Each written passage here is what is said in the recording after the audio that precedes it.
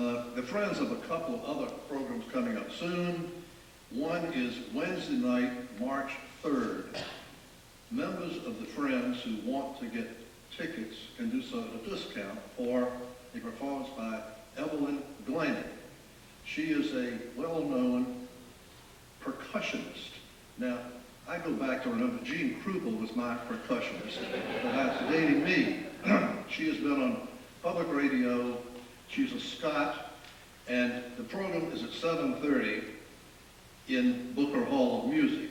If you wish to attend a reception, it is a pre-performance reception, coffee and dessert at 6:30, and you can meet Miss Glennie and listen to her, get her various percussion instruments, and you may get tickets by seeing Betty Ann Dillon. Tonight, you can get a $26 ticket for only $20 if you remember the Friends. So please see Betty Ann tonight.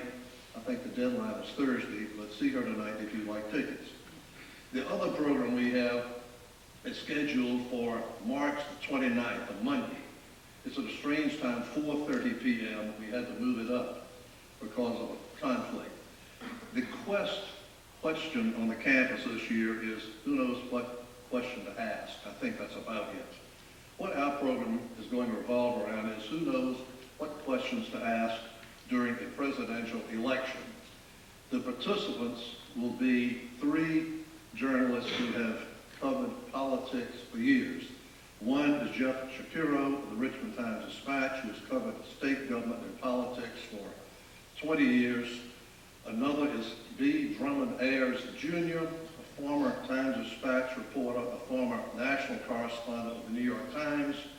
BD is now teaching at his alma mater, VMI. The third panelist is another person with a Richmond connection who started out here as an intern at the Old Richmond News Leader, went on to greater glory. Roger Mudd, who is the head honcho of the History Channel, formerly on PBS, NBC, and CBS. So Mudd, Shapiro, and Ayers will be on a program 4:30 p.m. Monday, March 29. Okay, welcome now to the 15th annual Pepple Lecture. The program is made possible through an endowment established by the revered Professor Edward C. Pepple and his late wife Mary, and Edward is down here with his son and daughter-in-law on B Road to my right. Edward was for more years than many of us can recall Professor of English here. He also was head of the department, later dean of the graduate school, and assistant provost.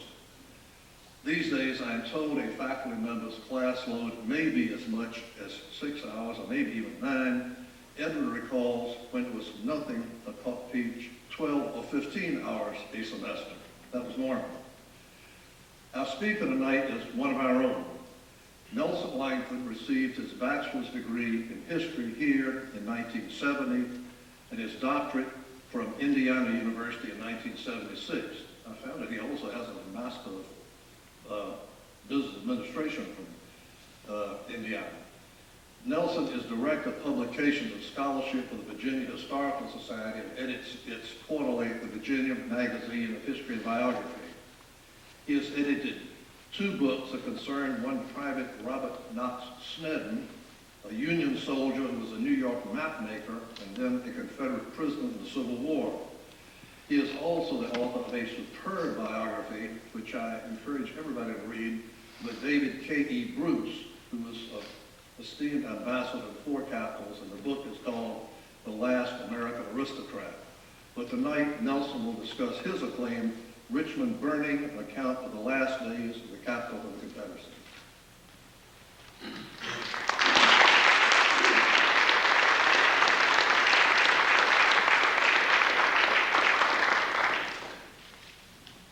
Thanks so much, Earl, for that gracious introduction.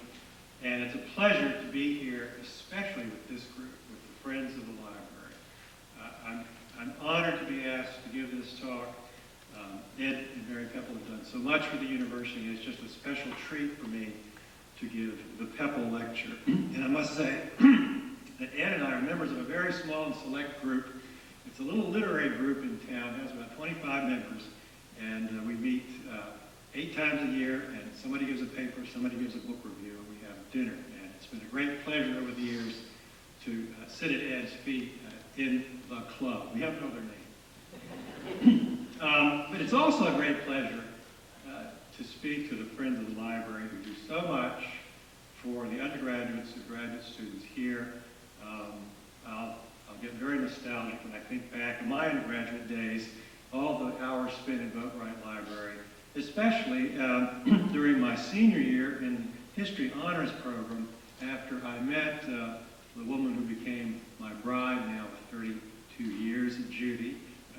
That was a program that was taught by Joe Robert and Martin Ryle, and Franny Gregory, and John Rilling. Those are 4 great professors that many of you know. And so Judy and I spent many, many hours our senior year in the Boatwright Library, so thank you, friends.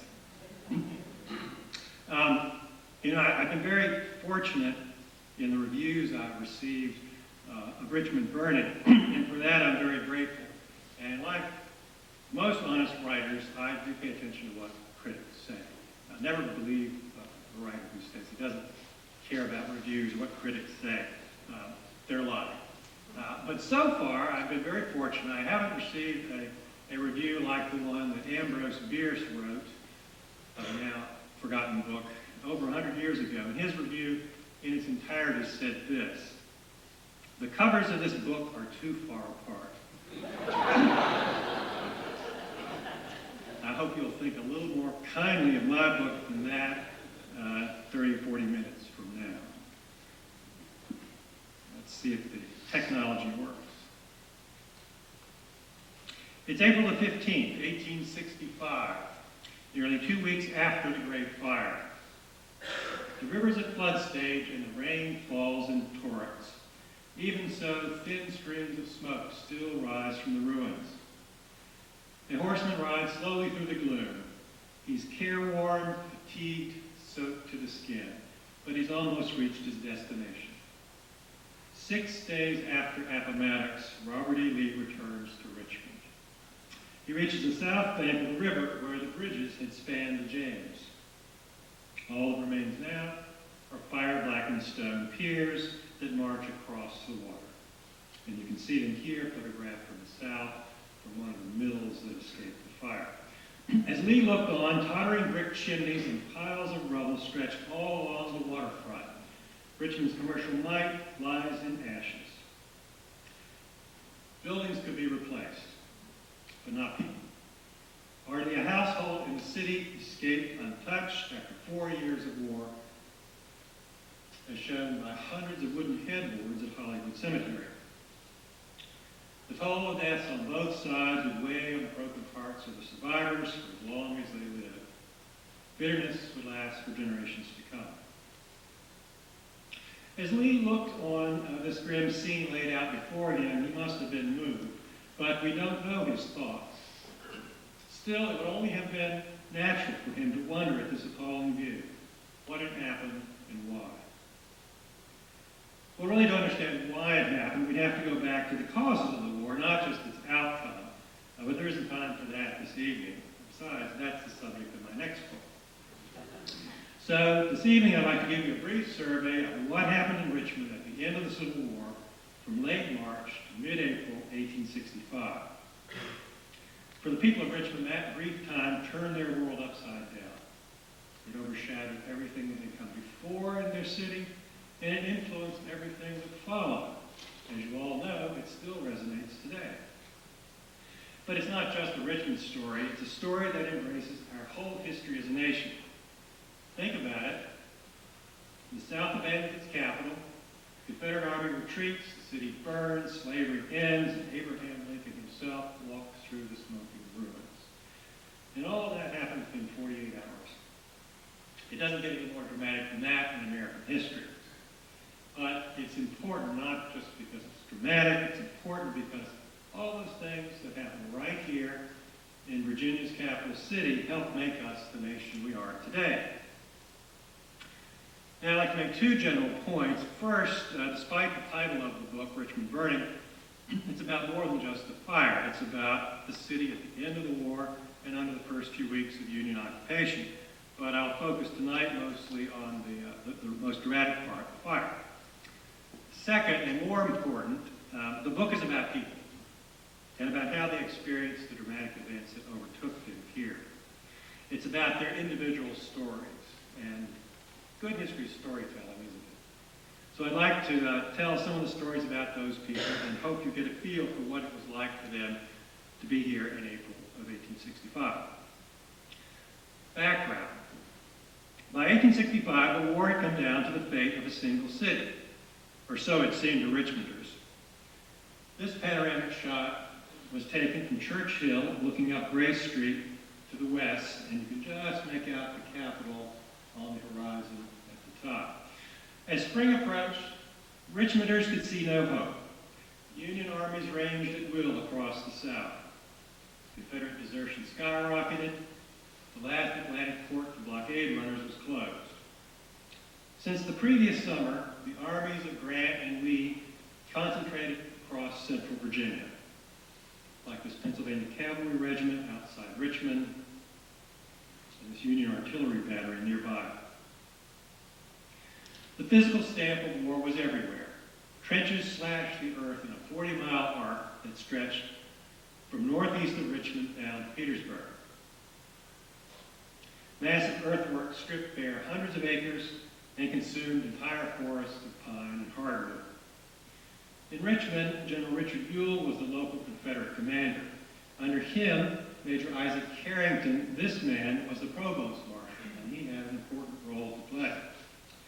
Anticipating retreat, Ewell had told Carrington to plan to destroy all the government-owned tobacco and military supplies in the city. They talked about it a lot. On Saturday, April Fool's Day, Carrington knew the plans for demolition were no longer hypothetical, because on that day, Grant's army finally broke the Confederate line southwest of Petersburg. Now Lee would be forced to retreat, and not on his own terms. You probably know the story about how the bad news reached Jefferson Davis sitting in his pew at St. Paul's Episcopal Church on Sunday morning, April the 2nd. I won't go into that except to say this. Afterwards, Richmonders joked that more people claimed to have seen Davis receive the news than could ever fit into St. Paul's. And I think most of those accounts are at the Virginia Historical Society today. That afternoon, the news raced like wildfire through town. Government offices had been packing up to leave for, more than a week, but they weren't energetic enough either to alarm people or to accomplish their task. To use a modern idiom, you might say that Davis was in denial that the end was approaching. Even that Sunday afternoon, he was reluctant to act. But by early evening, he left the White House of the Confederacy for the last time as president. Outside on Clay Street, he calmly lit one of his trademark cigars, stepped up into a carriage, and was driven off to the train station. It was nearly midnight when the presidential train pulled slowly out of the station onto the trestle across the James. As it left the depot, the passengers on the left side were only a few yards from Mayo's toll bridge. Through the darkness, they could see Confederate engineers piling up barrels of tar and turpentine on the bridge for the last act of demolition. The first sign of chaos ironically sprang from the city council's efforts to prevent it. The council knew that when the Confederate army left, the greatest threat to civil order would be drunken looters. So about midnight, the council began to destroy the liquor supply. Soon had whiskey barrels by the dozen rolling out into the streets. A sharp stroke with the blunt end of an axe was enough to send the contents cascading into the gutters. But, as if by magic, a crowd, the sounds conjured up a crowd. Soon, men, women, and yes, even children crouched down on their hands and knees to scoop up the liquid from the gutters. This is something that was reported in many first-hand accounts. Frank Lawley, a reporter with the London Times, was there and he witnessed that scene. In his last dispatch from Richmond, he quoted Shakespeare, "Hell is empty and all the devils are here." Down in the commercial center of town, Confederate soldiers took all the supplies they could from the commissary depot, a building that was down to this scene. They loaded them onto wagons and sent them to rendezvous with Lee's army. When they filled as many wagons as they could, they flung open the commissary doors. Hundreds of people had already gathered there. When the moment came, they surged through the gates. They brawled and scrapped for whatever the army had left. Slabs of bacon, barrels of flour, even, it was said, sacks of coffee beans smuggled through the blockade. The looters then tried to pillage the Tredegar Iron Works, shown here, but they were thwarted by armed Tredegar workers. There were easier pickings elsewhere. At about dawn on Monday, General Ewell told Major Carrington they could no longer put off the deed. Carrington then ordered his men to do their duty and burn the tobacco warehouses. Another Confederate officer, Captain Clement Sullivan, was stationed on Mayo's Bridge. This was the only river crossing for pedestrians and vehicles. There were 2 railroad bridges, but this was the only pedestrian bridge. When the rear guard told Sullivan that there were no more Confederate units on the Richmond side, he began to discharge his final duty. With 2 other officers, Sullivan walked slowly to the south side, setting fire to the bridge as they went, leaving it wrapped in smoke and flame. Now, despite the rear guard's assurances, some soldiers from a Virginia regiment turned up on the wrong end of the bridge after the fire was started. One of them later swore that they were the last Confederates to cross over. He said, if any crossed after we did, they need have no fear of the other world because they surely were fireproof. It was about 8 o'clock now. The sun had burned through the early morning mist. Edward Porter Alexander, a young Confederate artillery general, I think he was only about 29, remembered that scene long afterward. It was a sad, a terrible, and solemn sight, he recalled. I don't know that any moment in the whole war impressed me more deeply. The whole riverfront seemed to be in flames. I rode on with a distinctly heavy heart and with a peculiar sort of feeling of orphanage. Now, unfortunately, there are too many dramatic stories like that that have to be left out of any one presentation. There was the race among Union regiments to be the first to enter Richmond. There was a story of the bitter dispute between black and white regiments to claim that honor. There was the story of the dispute over who raised the first flag over the Capitol. And then there was the story of Major Joseph Mayo's surrender of the city to Union officers. Here's Mayo in his old-fashioned frock coat, brass buttons and all. The building is City Hall on the north side of Capitol Square. Many Northern soldiers knew they were witnessing history that day and wrote home about it. Here's a rather fanciful engraving of Union troops marching into town. Some of these Northern soldiers were bowled over by the reception of the people, for there were many Richmonders who welcomed the Union Army. However, most of them probably raged with anger at the occupation of their city. Captain Linus Sherman, with the 9th Vermont Regiment, wrote the very next day, people generally are glad to see us here, not, I suppose, from much of the real Union sentiment, but because they've suffered so much. No Union soldier was prouder than the Reverend Garland White, chaplain of the 28th United States Colored Troops, like these men photographed outside of Richmond the previous year. As he marched in with his regiment, White knew what the crowd of cheering freed people were feeling. He'd been in their place. You see, he was a Richmonder, born into slavery in the capital of the Old Dominion. As a small child, he'd been sold down south, then he ran away to the north, and when he grew up, became a preacher. When his regiment reached the western edge of town, where Monroe Park is, the throng of welcoming black Richmonders followed. The men of the regiment called on White to address the crowd. It was only fitting, for the preacher was a gifted speaker and a native son come home in glory. But as soon as he got up to speak, he was choked up. He was overcome with emotion, so he had to step down. And it was at that point that some of his comrades brought him an old woman from the crowd who wanted to speak to him. She quizzed him and then said, "This is your mother, Garland, whom you are now talking to, who has spent 20 years of grief about her son." And that's a direct quotation from a letter that White sent to a religious paper in Philadelphia about a week and a half later. In the meantime, back in the center of Richmond, the fire raged. To give you a reference point, here's the Washington statue, photographed much later, with St. Paul's Church in the background. Capitol Square now became a refuge for terrified residents. Above the chaos at ground level, flaming cinders scorched the trees. A Yankee soldier remembered that above them all, and I quote, "Amid this carnival of ruins stood the great statue of Washington, against which firebrands thumped and rattled." Here's a picture. You can just make out the Washington statue rising above the trees. This was taken just about a week later. You can see idle Confederate soldiers lounging around the base of the statue. As the fire spread, more and more people sought sanctuary on the square.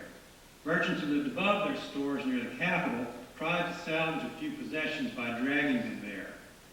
Clothes and bedding, furniture and kitchenware, all jumbled together with their stupefied owners. Again, another fanciful engraving of what it was like for civilians on the square. The sick and lame, brought there on litters by their friends, lay helpless on the lawn. Airborne embers fell so thickly that refugees had to brush them off their clothes or risk catching fire. The fire had begun at the warehouses, where soldiers carried out General Ewell's now universally despised order. And a rising wind from the south blew the flames away from the river and up through the commercial part of town.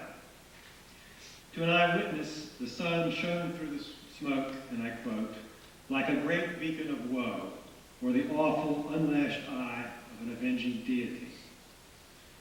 The city's pitiful fire engines, like this one in ruins, were no use at all.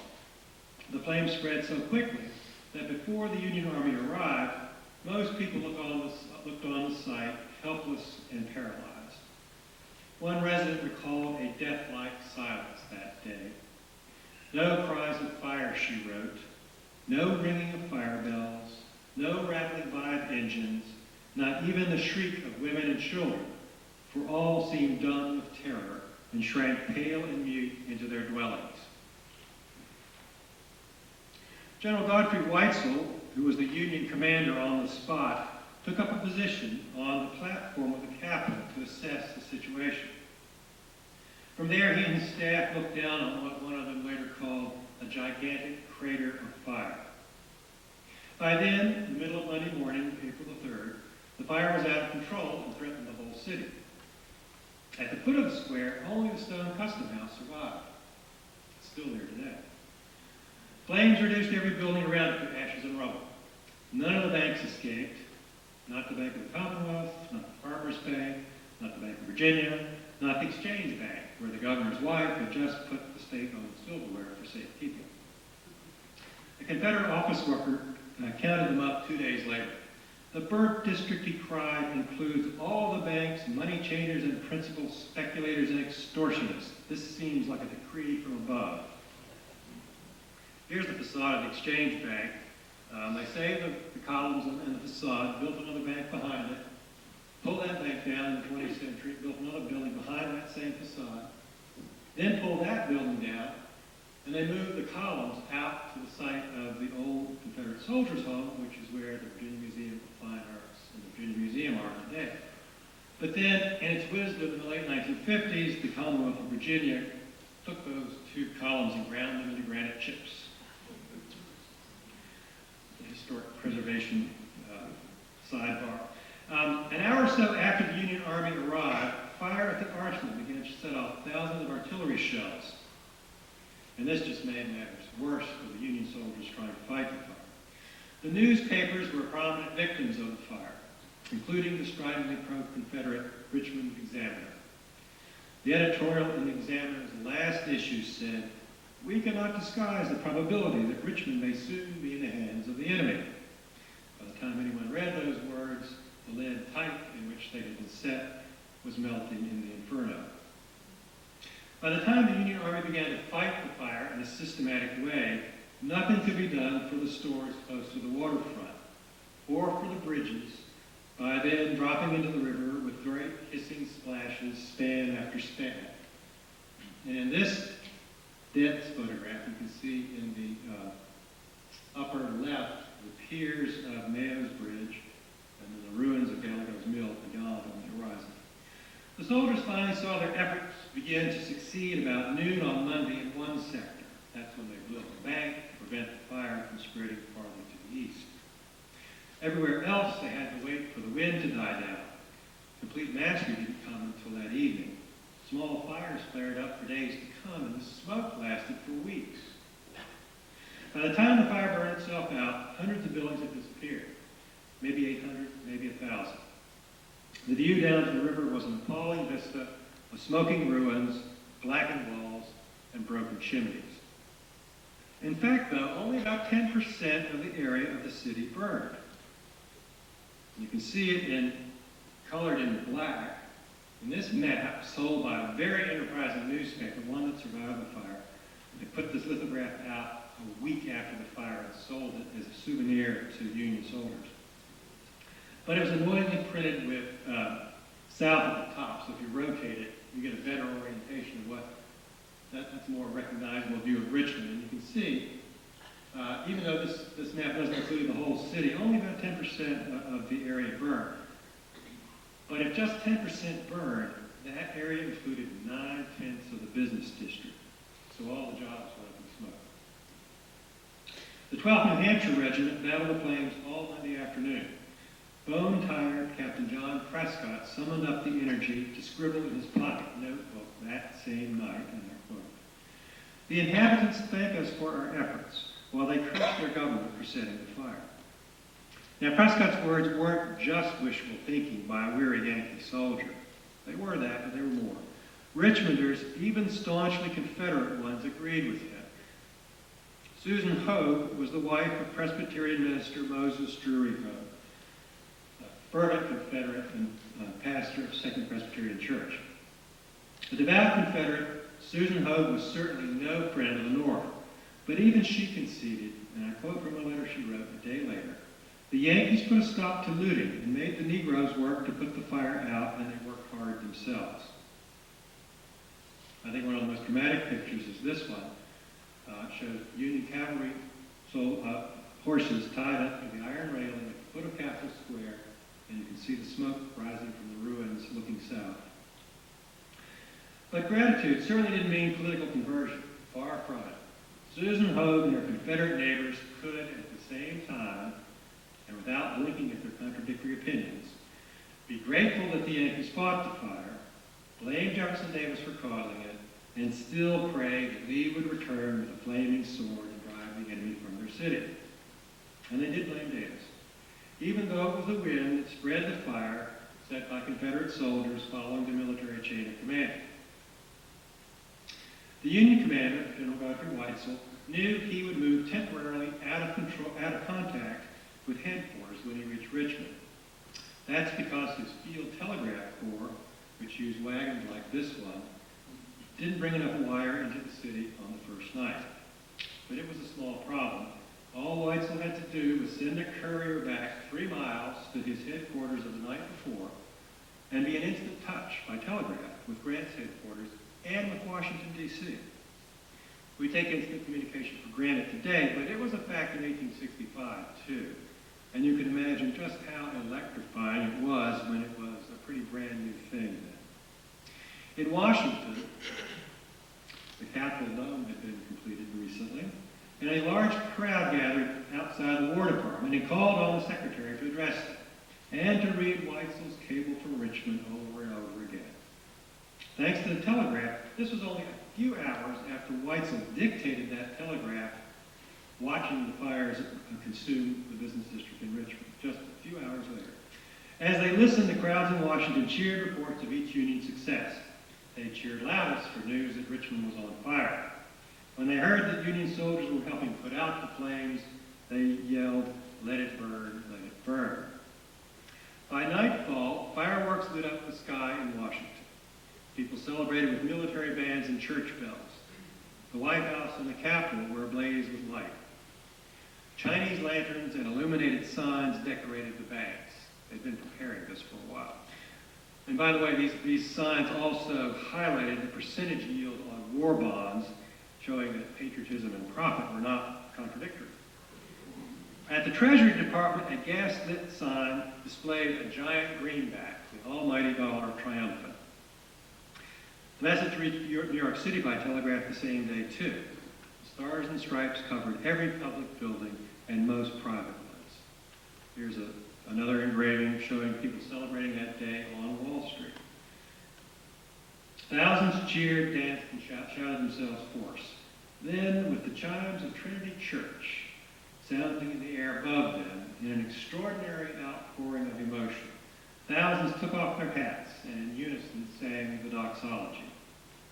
Just imagine the contrast with what was happening in Richmond the same day. Back in Richmond at mid-afternoon, the day after the fire, a few spectators down by Rocket's Landing saw a shallow draft barge coming up the river. Really, it was just a big rowboat, and it would have come up the river in this seat.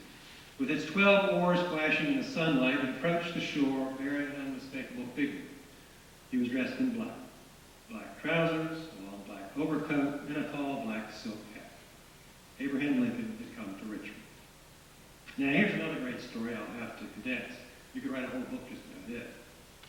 Lincoln knew the city had fallen, but what he and his advisors didn't know was whether it was militarily secure. Still, he wanted to see Richmond.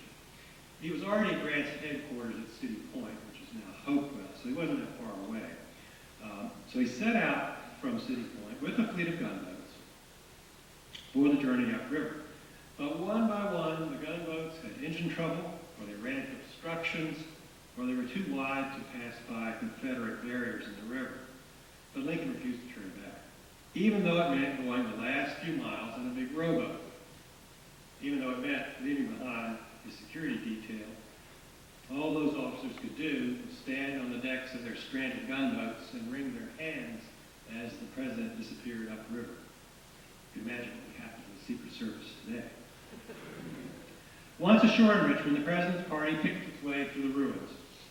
Lincoln towered over the crush of well-wishers. Freedmen crowded around to shake his hand or just touch him. The most poignant moment came when an old man when he took off his hat as an old man prayed for God to bless the president. At another point, a woman exclaimed, "I know that I am free, for I have seen Father Abraham." When the president reached the Davis Mansion, and this again is a conjectural engraving of that scene, so many Union Army officers crowded the parlors that they spilled out through the open French windows onto the porch. Lincoln good-naturedly shook hands with every man in uniform. He then toured the city in a carriage, again to a crowd mainly of African Americans, of welcomers. He stopped and spoke briefly to a crowd at the Washington statue on Capitol Square. Unfortunately, the first Union photographer to reach Richmond, Alexander Gardner, didn't get here until the next day. What a missed opportunity that was. The president stayed overnight on board the USS Malvern, a Navy steamer that reached the city by evening. On that same night, the theater reopened in town. It hadn't burned. And the manager decided to invite Lincoln to attend. He declined. As we know, he went to another theater back in Washington a week later. As soon as the fire was under control, the Army set up guards, handed out food to the hungry, and repaired the railroads and wharves to bring in supplies. But it was a strange, almost surreal time for nearly a week in occupied Richmond. Nobody knew for sure where Lee's army was or where Grant's army was. All they knew was that the familiar sound of artillery had faded away to the southwest. Appomattox was still just a name on a map. There was one earth-shaking change that week, however. On Thursday morning, word circulated about a Jubilee meeting to be held that afternoon in the African Baptist Church. This was a large brick building on Broad Street that could seat more than 1,000 worshipers. On that Sunday, the church was crammed full with twice that many black Richmonders. Perhaps this family photographed about the same time along the banks of the ruined canal. Before that day, no black man had been permitted to preach from the high pulpit. Chaplain David Stevens of the 35th United States Colored Troops was the first African-American clergyman to break the barrier. Thomas Chester, a black reporter from Philadelphia, called the meeting to order. And he was there because there were a lot of reporters following the Union Army that came in on the very first day. The people cheered him noisily as he congratulated them, and I quote, upon the triumph of liberty in Richmond. On the very next day, Fanny Dickinson, the wife of a white Baptist minister, wrote about one of her slaves, and I quote from her diary, on ringing the bell for Millie, she was nowhere to be found. Millie was gone, slavery was gone, and everyone had to begin to adjust to the change. On the evening of Palm Sunday, April the 9th, it would have been 6 days after the fire, and the first Sunday of occupation, the steamer Melbourne was still moored in the river at Richmond. The ship's officers, these men, took their chairs out on deck to enjoy the mild night air. About midnight, they heard signal cannons begin to fire on shore, and so they immediately sent a sailor to find out what was happening. Confederate civilians took heart from the sound of the artillery. Some men ran through the streets and said that Lee had returned and was shelling the Federal occupiers. Deliverance was at hand. Of course, it was not to be, because earlier that same day, Lee had had an appointment at the McLean House in Appomattox. The North greeted that news with great joy, as you would expect, but the New York Times bluntly admitted that Appomattox failed to excite people as much as the fall of Richmond had. It was that earlier drama the week before that had really signaled the end to the war. Northerners couldn't imagine that they would ever again hear news to top Godfrey Weitzel's telegram from Richmond on April the 3rd. All that followed would surely be anticlimax. And so now we're back to where we began. It's Saturday, April the 15th, as Lee crossed the pontoon bridge over the James. Union engineers had begun to build this pontoon bridge the very evening of the first day of occupation. This picture was taken a couple of weeks later when they put a second row of pontoons across. Lee had been expected, and people gathered on the streets to catch sight of him. Along the way, the first efforts to cheer him failed. People just quietly waved their hands in hats, a melancholy pantomime amid the ruins. As Lee approached his house on Franklin Street, though, more people spilled out onto the sidewalks. When the general dismounted, Thomas Chester, the black reporter from Philadelphia, was there to record the scene. Chester wrote, "There was a general rush of a small crowd to shake hands with him. During these manifestations, not a word was spoken. And when the ceremony was through, the general bowed and ascended his steps. The silence was then broken by a few voices calling for a speech to which he paid no attention." Another Northern journalist was there, too. He called Lee's return the great sensation of the day, in fact, the only one. But he was only half right.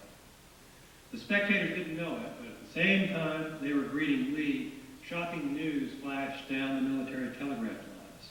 There was indeed another sensation that day, because news had just arrived that Lincoln had been shot the night before. The next week, on the day of the funeral in Washington, shown here, the Army draped Richmond in black. Black cloth draped the railing around the statue of Washington. Army officers wore black crepe on their uniforms. At noon on the day of the funeral, gunboats in the river fired 21 guns. The crash of artillery once more echoed through the cobblestone streets. You've all seen this picture. The Richmond women in this famous photograph are not likely dressed in black because of Lincoln, however. Rather, they come to symbolize the grief that white Southerners felt for their own sorrows and for their lost cause. Here's another famous scene. It's taken from the south side of the canal turning basin that shows the Capitol with the stars and stripes flying from the flagpole once again. Possibly that flag is this very one. It is one of the first flags to fly over the Capitol after Union occupation, and you can see it today in the museum at the Virginia Historical Society. With that in mind, consider these words that appeared in a Chicago newspaper only one day after the fall of the Confederate Capital.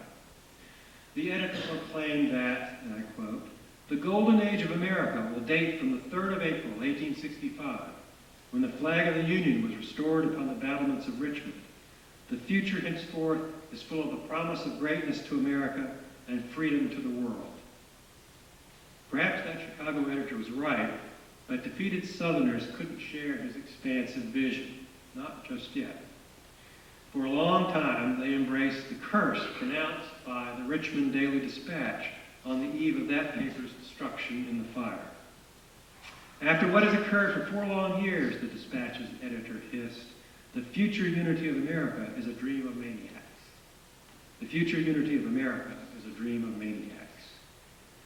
It would take a huge amount of selective forgetting and remembering on both sides before that unity would ever be realized. But at last it came to be, and thank God for it, for who would today object to that unity? In the meantime, for a long time after the Civil War, people far beyond Virginia came to know Richmond's gaunt ruins. They saw them through the eyes of the photographers who swarmed over the city while the rubble still smoldered. And you've seen all these pictures, I'm sure. Main Street, Gallagher Mills, once the largest mill in America.